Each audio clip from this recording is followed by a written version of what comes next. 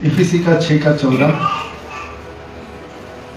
इसीलिए सत्य से अपनी कमर कसकर और धार्मिकता की झिलम पहनकर, और पढ़ो, उसके आगे क्या है? धार्मिकता की झिलम पहनकर और पाँव में मेल के सुसमाचार की तैयारी के जूते पहनकर, और इन सब के साथ विश्वास की ढाल लेकर स्थिर रहो, जिससे तुम उस दुष्ट की सब जलते हुए तीरों को बुझा सको। हमें ना यहाँ पे क्या कह रहा है? सत्य से अपनी कमर कसकर और धार्मिकता की झिलम पहनकर, है ना।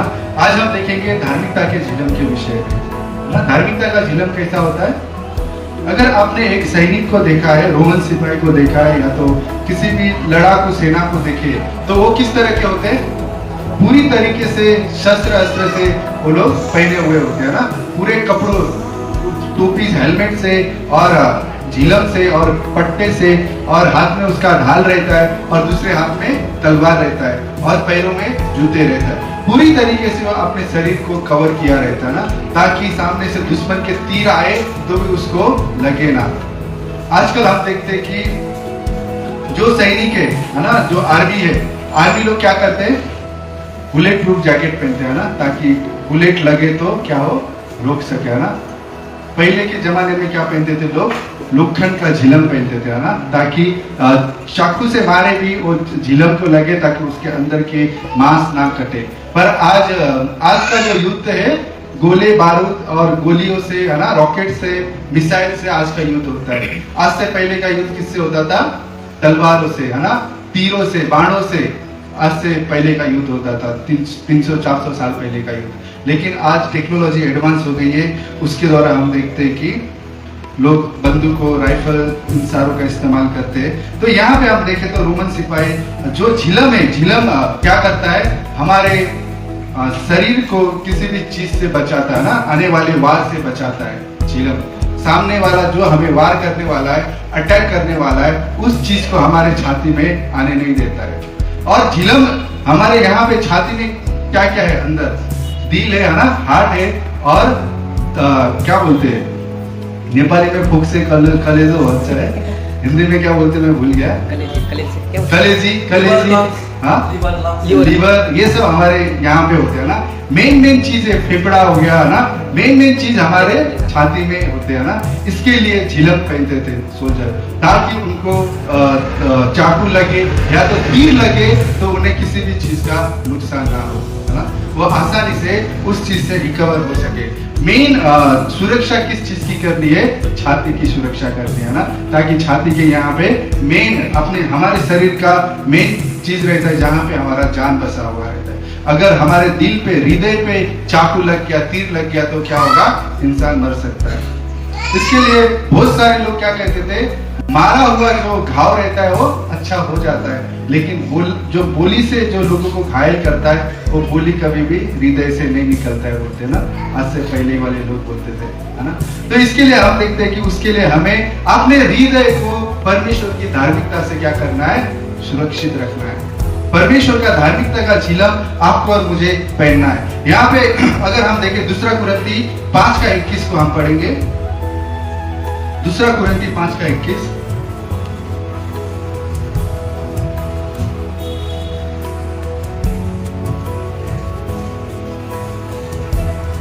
2 कुरिन्ती 5:21 यहाँ पे इस तरह कहता है, जो पाप से अज्ञात था उसी को उसने हमारे लिए पापी ठहराया, कि हम उसमें होकर परमेश्वर की धार्मिकता बन जाए। आमीन, है ना। जो पाप से क्या था? अनजान था। यीशु मसीह का पाप से कोई भी संबंध नहीं था, लेकिन हम मनुष्य जाति के लिए यीशु मसीह क्या बना? पापी बना, है ना। हमारे लिए कलवरी क्रूस पे मरा, हमारे गुनाहों को उसने उठाया, हमारे अपराधों को उसने उठाया, ताकि हम परमेश्वर के साथ हमारा मेल मिलाप हो सके। तो इसके लिए यहाँ पे आज हम धर्मी है, तो आज हम किसके द्वारा धर्मी है? आज हम यीशु मसीह के द्वारा धर्मी है। आज हम हमारे कामों से धर्मी नहीं बन सकते। आज हम कितने भी अच्छे काम करें, उससे हम धर्मी नहीं बन सकते, है ना। आज बहुत सारे लोग रास्ते में जो भूखे हैं, नंगे, उनको खाना खिलाते, कपड़े देते, क्या कुछ नहीं देते, फिर भी वो धर्मी नहीं बन सकते। यदि जिस किसी को धर्मी बनना है, उस व्यक्ति को यीशु मसीह पर विश्वास करना पड़ेगा, है ना। पास्टर काल ने अपने जो क्रिश्चियन फाउंडेशनल फेथ करके एक पुस्तक है उनका, वो पुस्तक में उन्होंने ये लिखा है कि जब यीशु मसीह क्रूस पे चढ़े तो वहां पे अनुग्रह का अदला बदली हुआ। परमेश्वर ने आपके और मेरे पापों को, अधर्म को, गुनाहों को परमेश्वर ने उस क्रूस पे लिया और उन्होंने आपके खुद के धार्मिकता को, खुद के पवित्रता को उन्हें हम पर डाला। उन्होंने वो पवित्रता, वो धार्मिकता हमें दिया। ये अनुग्रह का अदला बदली क्रूस पे यीशु मसीह ने किया। तो आज आपको और मुझे जब पिता परमेश्वर स्वर्ग से देखते हैं तो वो हमें एक पापी के नजर से नहीं देखते, वो आपको और मुझे एक गुनहगार के नजर से नहीं देखते, वो आपको और मुझे एक चोर के नजर से नहीं देखते, है ना। वो आपको और मुझे अपने बेटे के लहू के उनका लहू हम पर है उसके दृष्टि से देखते। हम धर्मी है, हम उनके बेटे हैं, उनके संतान है, उस नजर से पिता परमेश्वर स्वर्ग से आपको और मुझे देखते हैं। आमीन, है ना। हम कितने भाग्यशाली है ना, जो कि हम पैसे रुपए से कमा नहीं सकते, वो यीशु मसीह पे विश्वास करने से आपको और मुझे फ्री में मिला है। और यशायाह की पुस्तक 64:6 क्या कहता है? यशायाह की पुस्तक 64:6।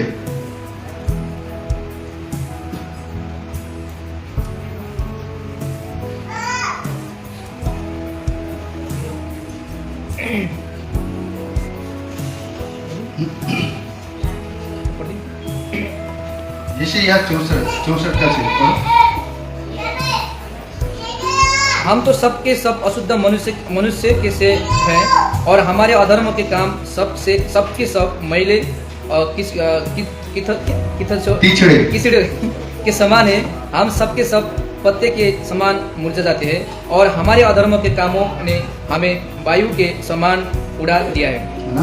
यहाँ पे अगर हम देखें 6 में इस तरह का है कि हम तो सबके सब अशुद्ध मनुष्य के थे और हमारे धर्म के काम सबके सब मैले तिचड़ों के समान है ना।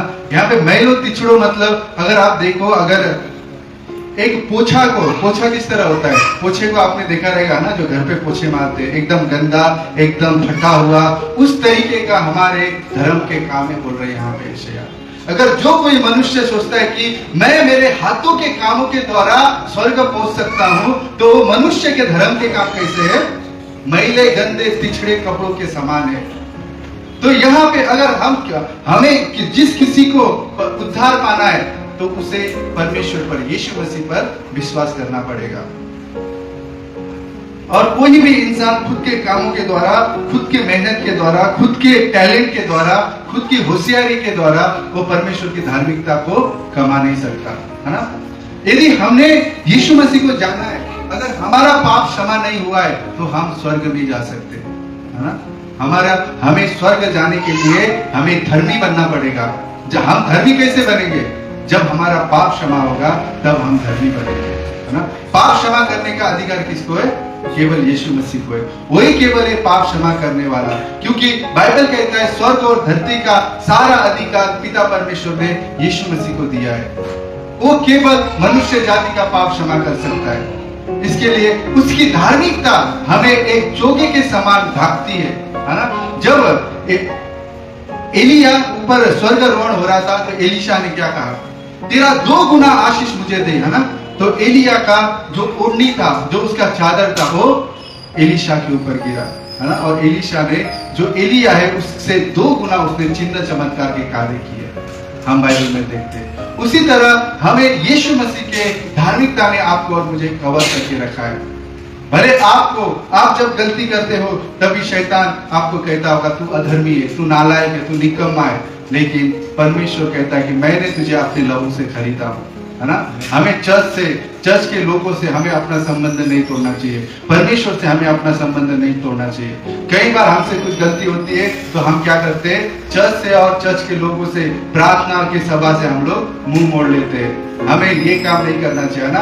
शैतान हमेशा चाहता है कि हमें ऐसी परिस्थिति में फंसा के और परमेश्वर से अलग जाने के लिए वो हमेशा इस तरीके की सिचुएशन हमारे जीवन में डालता है। और हम लोग यहाँ पे देखेंगे रोमी का पुस्तक 4:5 और 2 पढ़ेंगे। रोमी का पुस्तक 4:5 पढ़ेंगे।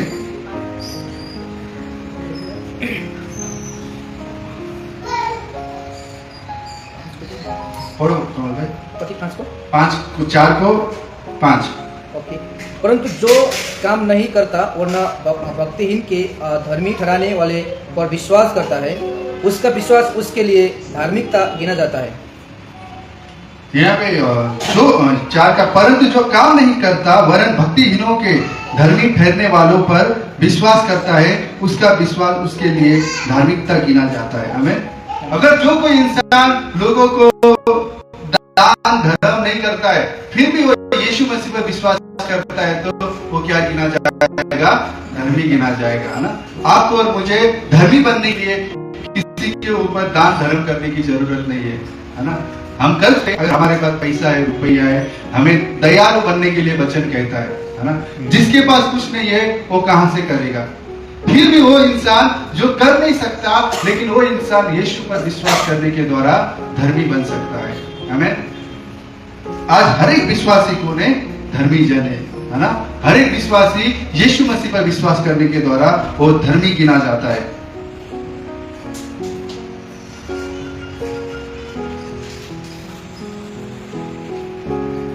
के सवाल कर सकता है, तुम मुझे पापी कैसे कह सकते हो? एक विश्वासी जो है वो हमेशा कह सकता है कि हमारे माँ के गर्भ से उत्पन्न होने से पहले हमको ने पापी है कह सकता है। जो इंसान जो है, जो विश्वास नहीं करता है, वो हमेशा बोल सकता है कि मैंने तो पापी नहीं किया, मैं पापी कैसे हो सकता हूँ, है ना। लेकिन यहाँ पे अगर हम देखें, जो आदम ने पाप किया, वो पाप हमारे ऊपर थोपा गया है ना। हम उस पाप के अधीनता में माने या ना माने, आदम का पाप हम में है, हम में आदम का स्वभाव हम में है। उसी तरह मसीह की धार्मिकता भी आप में और मुझ में है। अगर जो कोई विश्वास करता है यीशु पर, आपको फील हो, महसूस हो या ना हो, है ना, आप मानो या ना मानो, लेकिन यीशु मसीह की धार्मिकता आप में थोपा गया है ना। वो धार्मिकता यीशु मसीह की आप में और मुझ में डाला गया है। जिस तरह पाप का जो प्रसारण हुआ, उसी तरह धार्मिकता भी है ना। जब यीशु पे विश्वास करते, यीशु की धार्मिकता आप पर और मुझ पे लागू हो जाती है, क्योंकि उसने उसी के लिए कलवरी क्रूस पे क्या किया है? अपना प्राण दिया है। आमीन।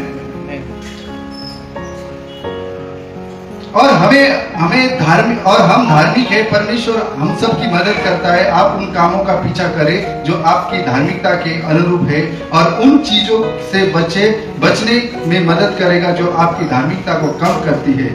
इसका मतलब है कि कभी कभी वह आपको अनुशासित भी करेगा, ना कि इसके लिए कि वह चाहता है कि आप कोई आनंद ना ले, बल्कि इसीलिए कि वह आपके दीर्घकालिक आशीर्वाद के लिए है ना। कई बार हम देखते हैं कि मसीह जीवन, यीशु मसीह को विश्वास करने के बाद भी हमें दुख तकलीफ आती है ना। हम परीक्षाओं में पड़ते हैं, है ना, हम बीमार होते हैं, हमारे पास तंगी होती है। क्यों? क्योंकि परमेश्वर हमें थोड़े में भी किस तरह रहना है वो सिखाना चाहता है ना। वो हमें उस परिस्थिति से गुजरना, उससे निकलना, वो हमें सिखाना चाहता है। परमेश्वर हमेशा हमें क्या करता है? उस चीज से निकलने के लिए, ताकि हम अनंत आग में ना जाए, बल्कि परमेश्वर के अनंत के निवासी बने, उसके राज्य के हम लोग भागीदारी बने करके परमेश्वर हमें सबक भी सिखाता है ना। उसके धार्मिकता में हम बने रहे करके। और तीसरा कवच क्या है? तीसरा कवच है शांति के सुसमाचार के जूते, है ना। तीसरा कवच। उससे पहले कि यहाँ पे मैं एक चीज, पहला यूहन्ना 1:9 पढ़ेंगे हम लोग। अगर हम अपने आप को ये महसूस करते हैं, मैं पापी हूँ, मुझसे गलतियां होती है, मैं परमेश्वर के योग्य नहीं हूँ, मैं लायक नहीं हूँ, परमेश्वर मुझे माफ नहीं करेगा, लेकिन पहला यूहन्ना 1 जॉन उसका 1:9 क्या कहता है कि यदि हम अपने अपराधों को पूरी तरह मानते हैं, तो परमेश्वर योग्य है कि वो हमें हमारे अधर्म को, हमारे गुनाह को क्या करता है? लाल रंग के गुनाह को भी वो हिम से भी सफेद बना देता है। यहाँ पे वचन क्या कहता है? यदि हम अपने पापों को मान ले, तो वह हमारे पापों को क्षमा करने और हमें अधर्म से शुद्ध करने में विश्वास योग्य और धर्मी है। हमें उसके लिए आपको और मुझे हमारे गलतियों को, हमारे पापों को मानने की जरूरत है। और यहाँ पे तीसरा कवच क्या कहता है? शांति के सुसमाचार की तैयारी के जूते, है ना। यहाँ पे जो जूते, रोमन सैनिक को अगर हम देखें, रोमन सैनिक कैसे थे? इतिहास कहता है कि रोमन सैनिक ने जूतों के बल पर पूरे दुनिया पर कब्जा किया था। है ना, क्योंकि उनके जूते जो है लंबे थे, चमड़े के थे और उनके ऊपर स्टील का या लोखंड का परत था और उनके जूते के जो तलवे थे उसमें नोकीले थे, ताकि ढलान वाले जगह में भी वो फिसल ना जाए। आजकल जो स्पोर्टमैन है, जो क्रिकेट फुटबॉल खेलते हैं, उनके शूज किस तरह के होते हैं ना, उसके शूज में नोकीले रहते ताकि फिसल ना जाए। उस तरीके से रोमन सिपाही के जूते थे। और जब वो सिपाही चलते थे, सैनिक चलते थे, तो वहां पे हजारों की भीड़ चल रही है, इस तरीके से आवाज आती थी। और सामने वाले जो दुश्मन है, उन्हें लगता था कि बहुत सारे सेना आ रही है, तो इसके लिए वो वहां से भाग जाते थे। कुछ लड़ते थे, कुछ भाग जाते थे। और रोमन ने क्या किया, पूरे संसार पर अपना राज उन्होंने चलाया। और यहाँ पे अगर हम देखें तो क्या कहता है कि शांति के सुसमाचार के जूते पहनना, है ना, एक विश्वासी को सुसमाचार के जूते पहनना आवश्यक है। इफिसियों की पुस्तक 6 में क्या कहा है, 6:14 ना,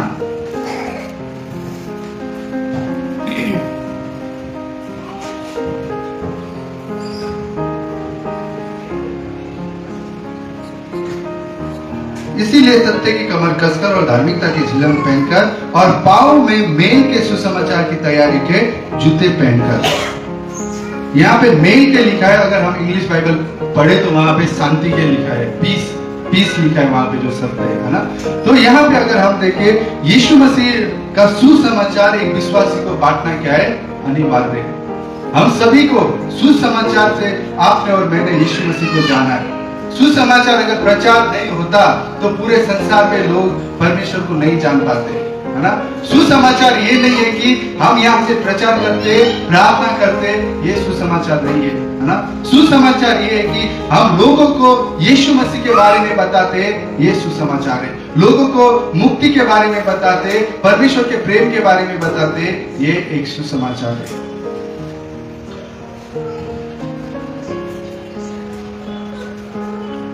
और इफिसी 2:11 और 16 पढ़ेंगे हम लोग, उसी बुक में इफिसी 2:11 से 16।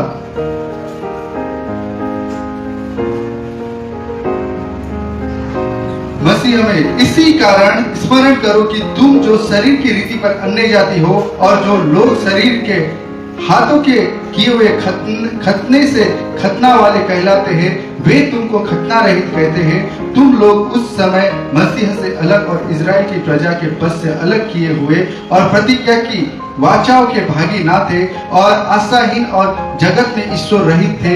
पर अब मसीह यीशु में तुम जो पहले दूर थे, मसीह के लहू के द्वारा निकट हो गए हो, क्योंकि वही हमारा मेल है जिसने दोनों को एक कर लिया और अलग करने वाली दीवारों को। यहाँ पे हम देखते कि जब यहूदी जाति थे, वो अन्य जाति को किस तरह देखते थे, घृणा के नजर से, है ना। ये एकदम बोलते ना खतना रहित लोग है, ये नरक जाने वाले लोग है, ये हमसे अपवित्र लोग है, इस तरीके से यहूदी जाति अन्य जाति को देखते थे। लेकिन यीशु मसीह का जो धरती पे आया, उसने अपने आप को क्रूस पे बलि दिया और तीसरे दिन जी उठा और संसार में उसका सुसमाचार प्रचार हुआ। उस सुसमाचार के द्वारा आज ना यहूदी है ना अन्य जाति है ना। आज सब मसीह में कौन है, एक है। हम सब मसीह में एक है। अभी जो अन्य जाति यीशु मसीह को मानता है, वो भी यहोवा परमेश्वर की आराधना करता है। आज यहूदी जाति भी यीशु मसीह को मानता है, वो भी यहोवा परमेश्वर को आराधना करता है। हमें आज दोनों के बीच का जो दीवार था, वो दीवार यीशु मसीह के बलिदान के द्वारा गिर चुका है ना। वो दीवार को उन्होंने ढा दिया। अब आप और मैं सुसमाचार प्रचार करने वाले हमें बनना चाहिए ना, क्योंकि सुसमाचार क्या है, एक शांति फैलाता है। अगर हम देखें, आज दुनिया में बहुत सारे लोग हैं, बहुत सारे धर्म है ना। कोई धर्म शांति का प्रचार करता है, कोई नहीं करता है ना। केवल परमेश्वर कहता है कि जिस तरह तुम अपने आप से प्रेम करते हो, उसी तरह अपने पड़ोसियों से भी प्रेम करो, है है ना। यदि हम अपने समान अपने पड़ोसी से प्रेम करेंगे तो झगड़ा खत्म हो सकता है ना, नाराजगी खत्म हो सकती है, मन मोटा खत्म हो सकता है ना, दिल की कड़वाहट, मन की कड़वाहट, हर एक चीज खत्म हो सकती है अगर हम अपने पड़ोसियों से प्रेम करें तो। इस वचन को हम मसीहा लोग नहीं मानते है ना, परमेश्वर का आज्ञा का उल्लंघन करते। कोई हमसे ऊंची स्वर में आवाज करेगा तो हम भी झगड़ा करने के लिए चले जाते हैं, है ना। लेकिन परमेश्वर का वचन कहता है तुम अपने पड़ोसियों से अपने समान प्रेम करो, है ना। ये सुसमाचार आज हमें परमेश्वर का जो शांति है वो केवल हम तक नहीं, दूसरों में भी परमेश्वर की शांति देखना हमें चाहिए, है ना। वो शांति हम कैसे देखेंगे? जब हम सुसमाचार बांटेंगे, जब यीशु मसीह के बारे में कहेंगे, तब जाके वो परमेश्वर की शांति दूसरे के जीवन में भी हम देख सकते हैं। वो शांति कुछ बोलते ना, पार्टी करके वो शांति नहीं मिलता है। वो शांति परमेश्वर की आराधना करके, उसकी उपस्थिति में जाके, उसके वचनों से वो शांति हर एक विश्वासी को मिलता है ना। जब घर का माहौल उल्टा पुल्टा हो, घर का माहौल में पूरी तरीके से गड़बड़ी हो, झगड़े हो, फिर भी वो शांति एक विश्वासी के मन में होता है। क्या शांति? मेरे घर के परिस्थिति को मेरा परमेश्वर बदलेगा, है ना। मेरा परमेश्वर मेरे साथ है, मुझे कभी भी नहीं छोड़ेगा करके विश्वासी के मन में वो शांति होता है। वो शांति को हमें हर जगह प्रचार करना है। और शांति के सुसमाचार की तैयारी का एक हिस्सा मृत्यु का सामना करना भी है। आज हम देखते हैं उड़ीसा में, कौन आया था उड़ीसा में? एक कुष्ठ रोगी का उपचार करने वाला एक डॉक्टर आया था, कौन सा ग्राम करके, जिसके बच्चे और उनको वैन में जला दिया था, है ना। क्यों? उन्होंने क्या किया? शांति का सुसमाचार प्रचार करने का जोखिम उठाया, तो उसके बदले में उन्हें क्या मिला? एक मृत्यु मिली, जिंदा लोगों को जीप में जला दिया, है ना। आज हम देखते छत्तीसगढ़, यूपी, बिहार साइड जितने भी मसीहा लोग हैं उनको क्या करते हैं? उनके मुंह पे काली पोछा जाता है, चप्पल जूते का माला पहनाया जाता है, उनको जेल में डाला जाता है। ये क्या है? जब शांति का सुसमाचार हम प्रचार करने जाते हैं तो हमें ये निर्णय लेके जाना है कि मुझे खतरों का भी सामना करना पड़ सकता है ना। परमेश्वर हमारे साथ है, वो हमें निकालेगा, लेकिन हमें वो चीज का भी सामना करना पड़ सकता है। बहुत सारे लोग, जब थूमा आया, थूमा को क्या किया? भाले से उन्हें मारा गया, है ना। कलकत्ता में या चेन्नई में मारा गया, है ना। इस तरीके से जो परमेश्वर के सुसमाचार के संदेश बहा के उनने हर एक को क्या किया है? मृत्यु का सामना किया है। 12 चेलों ने क्या किया? वो नेचुरल मौत नहीं मरे, है ना।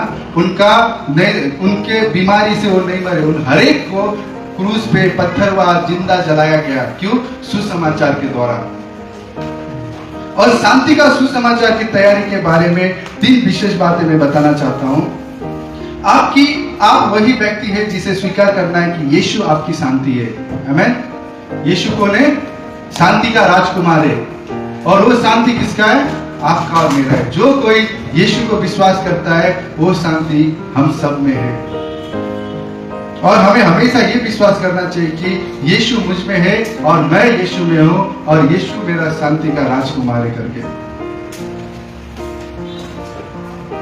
और दूसरी चीज है कि हर मुश्किलों में पहले से ही हमें मन और हृदय को शांति रखना है ना। जितना भी परेशानी आए, हमें पहले से अपने मन को, अपने दिमाग को क्या करके रखना है?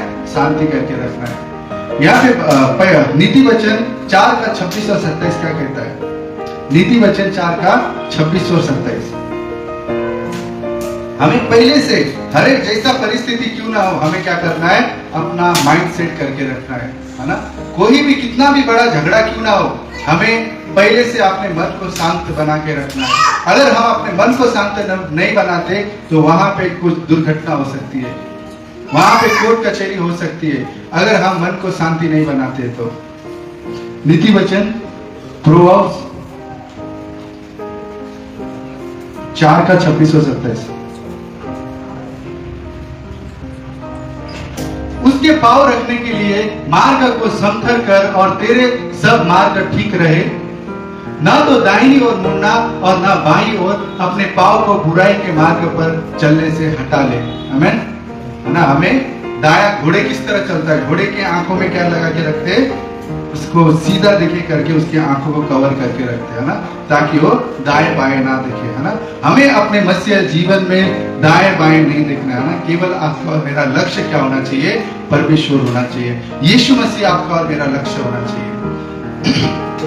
और यहाँ पे हम देखते हैं कि यदि किसी का मन शांत नहीं है तो वो घर से ना निकले का है ना। एक सुसमाचार प्रचार करने के लिए वो इंसान सड़क पे ना उतरे, वो इंसान किसी के घर विजिट करने ना जाए अगर उसका मन शांत नहीं है तो। अगर वो वहां पे जाएगा तो झगड़े हो सकते हैं, है ना। इसके लिए यदि हम सुसमाचार प्रचार करने के लिए बाहर निकलते हैं तो हमें क्या करना है? मन को पहले से शांत बना के रखना है। और आखिरी में हम सबका लक्ष्य होना चाहिए कि हम दूसरों में भी परमेश्वर की शांति को देखें, है ना। वो शांति कैसे देख सकते हैं? यदि हम में वो शांति होगा तो दूसरे लोग आपको पूछेंगे, भाई इतना तो शांत कैसे, इतने बड़ी परिस्थितियों में भी तेरा चेहरा इतना अच्छा कैसे, है ना। मतलब तेरा चेहरे में कोई भी लोगों का हाव भाव देख के हम समझते हैं ना, तो कैसा एक्सप्रेशन रहता है, तू इतने बड़े दुर्घटना में भी एकदम शांत कैसे, लोग आपको पूछ सकते हैं। तभी आपको और मेरे पास यीशु मसीह का सुसमाचार प्रचार करने का मौका मिल सकता है ना। गंभीर अवस्था में भी हम आनंद में रहते हैं तो परमेश्वर का सुसमाचार हम प्रचार कर सकते हैं। नहीं तो उस अवस्था में भी हम दूसरों की जैसे चिल्लाने लगे, दूसरों की जैसे हम अपने आपे में नहीं रहे तो क्या होगा? दूसरे में और हम में कोई अंतर नहीं रहेगा। तो मसीह का प्रचार हम कैसे करेंगे? और यहाँ पे देखते हैं कि धार्मिकता और सत्य के समान शांति भी एक व्यक्ति है। धार्मिकता और सत्य के समान शांति भी एक व्यक्ति है, और शांति का राजकुमार यीशु मसीह है ना। तो यीशु मसीह के साथ आपको और मुझे चलने का चुनाव करना है। यीशु मसीह ने भीड़ में पत्थरवार कर रहे थे लोग, यीशु मसीह ने पत्थर उठा के उनको पलटवार किया नहीं किया। यीशु मसीह वहां से चुपचाप निकल गए, है ना।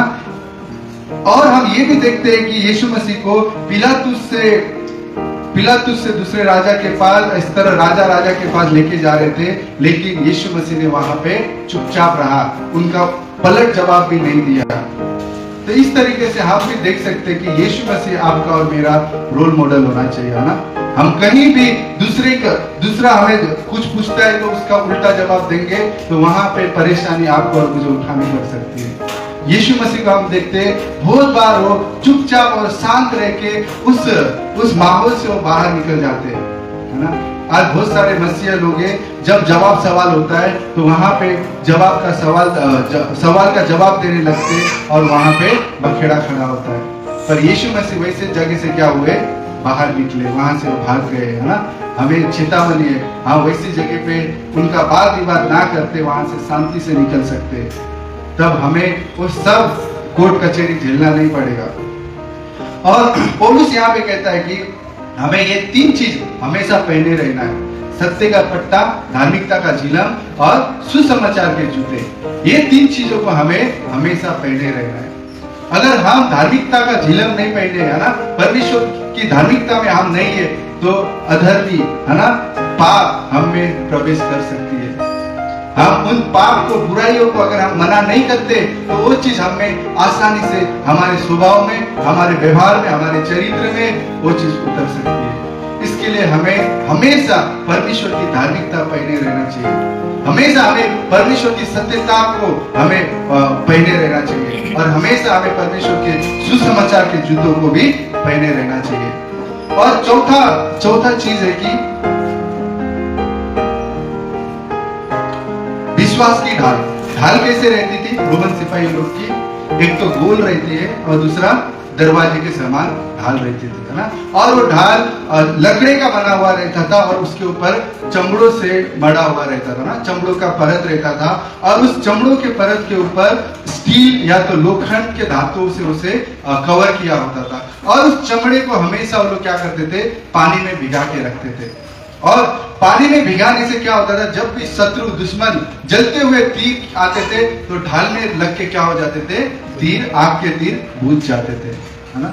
वो लोग ढाल को पानी में भिगा के रखते थे। तो आज आपको और मुझे अपने आप को कहां भिगाना है?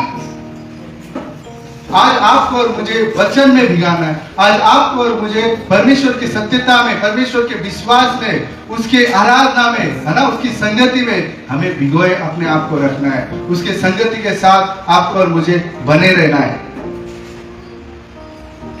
और यहाँ पे विश्वास, अगर हम देखें, विश्वास जो है हमारे जीवन में शत्रु के विचारों और झूठे चीजों को क्या करता है, चकनाचूर करता है। अगर हमारे पास विश्वास है, सामने से कितना बड़ा भी झूठ आ रहा है आपको और मुझे नुकसान पहुंचाने के लिए, आपके और मेरे जीवन में वो चीज आके आपको और मुझे नुकसान पहुंचा रहा है, तो अगर हमारे पास विश्वास है तो हम क्या होंगे, अटल खड़े रहेंगे।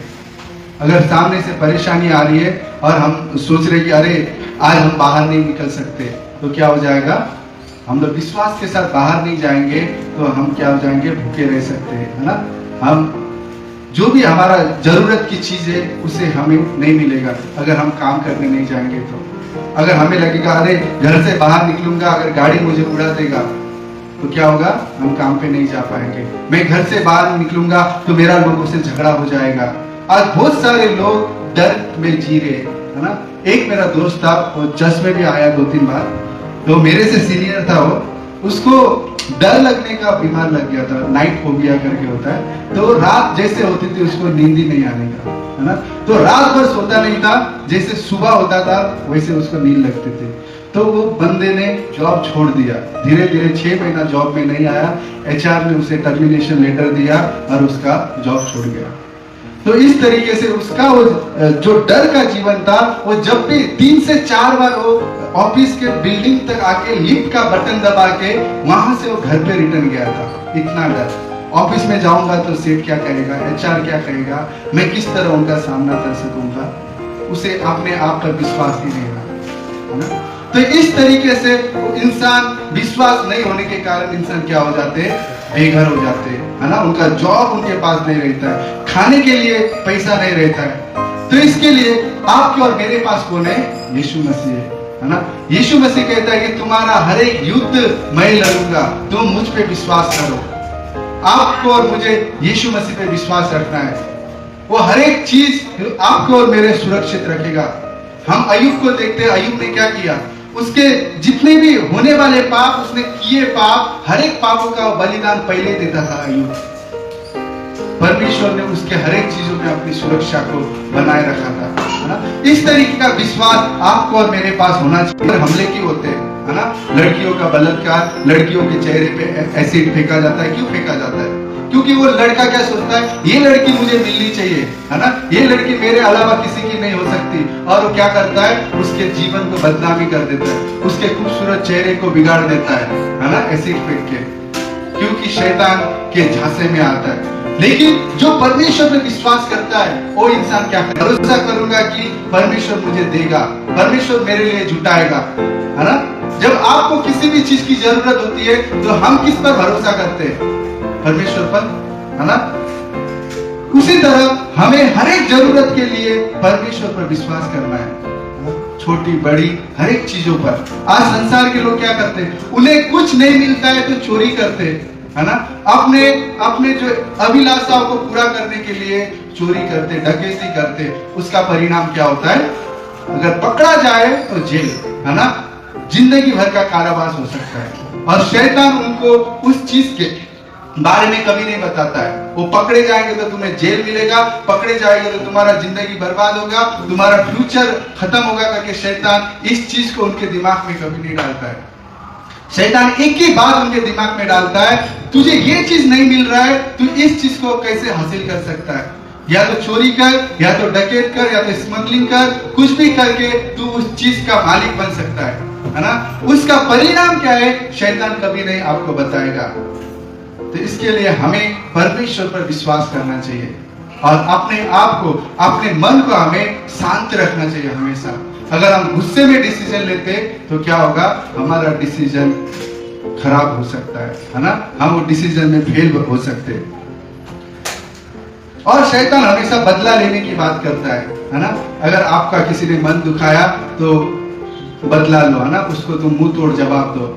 लेकिन यीशु मसीह पर जो विश्वास करते, वो विश्वास में जीने वाला इंसान क्या कहेगा, परमेश्वर अपने समय में मुझे न्याय करेगा ना, उस चीज का मेरा न्याय करेगा। जिस किसी ने मेरे साथ बुरा किया है, जिस किसी ने मेरे हक को मारा है, परमेश्वर क्या करेगा? उसका न्याय करेगा। और हम यूहन्ना की पुस्तक में अगर हम देखें तो वहां पे क्या पाते हैं? यीशु मसीह आपका और मेरा वकील है ना। जज पिता परमेश्वर है, तो वकील यीशु मसीह है। आपका और मेरा जो कोर्ट में लड़ने वाला यीशु मसीह है, आपकी और मेरी ओर से वो लड़ेगा। तो आपको और मुझे किसी भी चीज की चिंता फिक्री लेने की जरूरत नहीं है। हमारी ओर यीशु मसीह है। और शैतान क्या कहता है कि अगर हम बीमारी होते तो शैतान हमेशा कहता है कि तू बीमार नहीं मरेगा, तेरा बीमार कभी अच्छा नहीं होगा, तेरा परमेश्वर ने तुझे छोड़ दिया है। इस तरीके से शैतान बातें करता है जब हम बीमारी हालत में होते हैं। लेकिन जो परमेश्वर में मजबूत इंसान होता है, वो इंसान दवा खाना भी नहीं जाता है ना। कितने लोग हैं गोली दवा डॉक्टर के इंजेक्शन भी नहीं लेते, केवल प्रार्थना के द्वारा, परमेश्वर पर विश्वास करने के द्वारा वो लोग उस बीमार से छुटकारा पाते हैं। लेकिन विश्वास का इंसान क्या कहेगा? मेरा परमेश्वर मुझे चंगा करेगा, या तो जीते जी मुझे चंगा करेगा, नहीं तो मैं अनंत में मैं चंगाई को पाऊंगा। हम बाइबल में देखते हैं लाजरस के बारे में, जो बीमारी अवस्था में वो मरता है, मरने के बाद वो कहां पे होता है? अब्राहम के गोद में होता है ना। उस अब्राहम के गोद में उसके शरीर, इसके लिए हमें विश्वास, आपके और मेरे जीवन का अद्भुत बात है। उस बात में आपको और मुझे बने रहना चाहिए। और विश्वास, यहाँ पे 3 प्रकार के विश्वास होते हैं। कहा है, एक पहला विश्वास है कि छोटा विश्वास कहा जाता है, जैसे कि जो नए विश्वासी आते हैं, नए यीशु मसीह को विश्वास करते हैं, वो लोग कहते हैं कि परमेश्वर कर सकता है ना। जो पहले मसीह को विश्वास करते हैं, वो कहते हैं कि परमेश्वर कर सकता है। और बड़ा विश्वास ये है कि परमेश्वर करेगा। और परिपूर्ण विश्वास ये है कि यह मानो कि परमेश्वर ने कर दिया। जब भी मसीह लोग प्रार्थना करते, और क्या प्रार्थना करते? परमेश्वर तूने 2000 साल पहले मुझे चंगा कर दिया, परमेश्वर तूने मेरे लिए पहले से ये चीज को जुटा दिया, है ना। हमेशा विश्वासी लोग जब भी प्रार्थना करते, एक घोषणा के साथ, है ना, एक कंफर्मेशन के साथ, परमेश्वर ने हमें दे दिया करके हमें क्या करना है? प्रार्थना करना है। परमेश्वर देने वाला है करके नहीं, परमेश्वर देगा करके नहीं। बड़ा विश्वास क्या है? परमेश्वर ने हमारे लिए पहले से कर दिया। अब आप और मैं उस जीते हुए युद्ध के भूमि में है।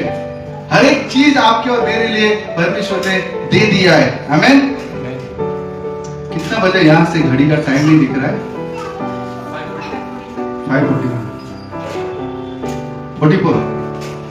5 मिनट में खत्म करता हूं।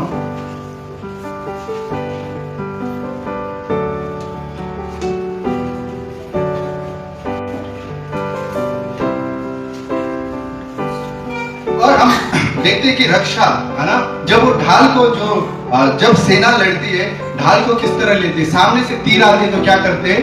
ढाल के ऊपर ढाल बना के दीवार को बनाते हैं, है ना। उसी तरह आज विश्वासी कलीसिया में क्यों एकजुट होते हैं? विश्वास में, एकता में, एक मन के होके प्रार्थना करने के लिए, परमेश्वर की आराधना करने के लिए, परमेश्वर को ऊंचा उठाने के लिए। कलीसिया आज क्यों है ना? सब लोग मिल के एक मन होके परमेश्वर की आराधना करें, परमेश्वर के साथ अपने विनती को चढ़ाए करके आज चर्च कलीसिया है। नहीं तो हर एक लोग आप अपने घर पे बाइबल पढ़ सकते हैं, है ना, प्रार्थना कर सकते हैं, है ना, गीत गा सकते हैं, लेकिन चर्च में क्यों आते हैं? है ना। मैं भाईंदर से आता हूँ, है ना, पास्टर अंधेरी से आते हैं, कमल भाई वसई से आते हैं, है ना, दीदी खार रोड से आते हैं, अमन भाई भी खार से आता है। हम इतने दूर दूर से क्यों आते हैं ना? परमेश्वर की एकता में एक होके हम प्रार्थना करें ताकि हमारा निवेदन सुना जाए, हमारी प्रार्थना, हमारी विनती सुना जाए। और परमेश्वर जब एक मन होके लोग प्रार्थना करते हैं तो परमेश्वर उनकी प्रार्थना को सुनता है ना, विश्वास के साथ। जब हम पतरस जेल खाने में था तो सारे प्रेरित लोग क्या कर रहे थे? ऊपरी कोठी में एक होके प्रार्थना कर रहे थे। और वहां पे हम देखते हैं कि पतरस को दूत ने उस तय खाने से छुड़ा के उस बीच चौराहे पे छोड़ा, और पतरस उस दरवाजे को जब नॉक करता है, ठकठकाता है, उस घर की दासी आके खोलती है, उस घर के उस छेद से देखती है और पतरस को पाती है, और वो अंदर जाके कहती है कि पतरस का भूत आया है ना। जब वो प्रार्थना कर रहे थे उनको विश्वास नहीं हो रहा था कि पतरस आके दरवाजे पे खड़ा है। है ना। ये एकता में विश्वास करने का प्रतिफल हम पाते हैं। इसके लिए कलीसिया हम चर्च में आना जरूरी है, क्योंकि चर्च में क्या है, एकता होती है, एक मन होते हैं। भले मन मोटा हो फिर भी आराधना के टाइम में सब लोग एक मन होकर परमेश्वर को आराधना देते हैं। चर्च आने का ये फायदा है। चर्च में आके लोग चंगाई को पाते हैं, चर्च में आके लोगों का मन परिवर्तन होता है, चर्च में आके लोगों के मन में जितने भी कड़वाहट है वो कड़वाहट परमेश्वर उनका कड़वाहट को एक नम्रता में बदल देता है। एक मन से हमें क्या करना है, प्रार्थना करना है। जब कोई भी कठिनाई समस्या चर्च या विश्वासी के समूह पर आता है तो हमें एक साथ विश्वास में खड़े रहना है ना। आज हम देखते हैं कि छत्तीसगढ़ के विश्वासी क्या किए, पंजाब के विश्वासी क्या किए, एक साथ खड़े होकर उन्होंने मोर्चा निकाला, है ना। वहां पे एक दलील आई थी कि लोग घर कलीसिया भी नहीं चला सकते, लेकिन उनके मोर्चा निकालने के द्वारा क्या हुआ, जो कोर्ट ने, उच्च न्यायाधीश ने उनके जो भी उन्होंने लालचन लगाई थी उनको रद्द किया। अभी वहां के लोग घर कलीसिया चला सकते हैं। नहीं तो पहले कोर्ट ने ऑर्डर क्या किया था, घर कलीसिया लोग घर पे जाके प्रार्थना नहीं कर सकते करके। जब लोग एक साथ खड़े हुए तो कानून ने भी उनकी विनती को माना, है ना। हम मसीह को क्या होना है, जब भी प्रोसिक्यूशन, सतावट, जब भी किसी चर्च के सदस्य के घर पे कोई समस्या होती है, दुख, बीमारी, कुछ भी समस्या होती है, तो हमें क्या करना है, साथ में खड़े रहना है ना। ये विश्वास में जब हम रहते हैं, विश्वास हमें सिखाता है कि एक साथ खड़े रहना।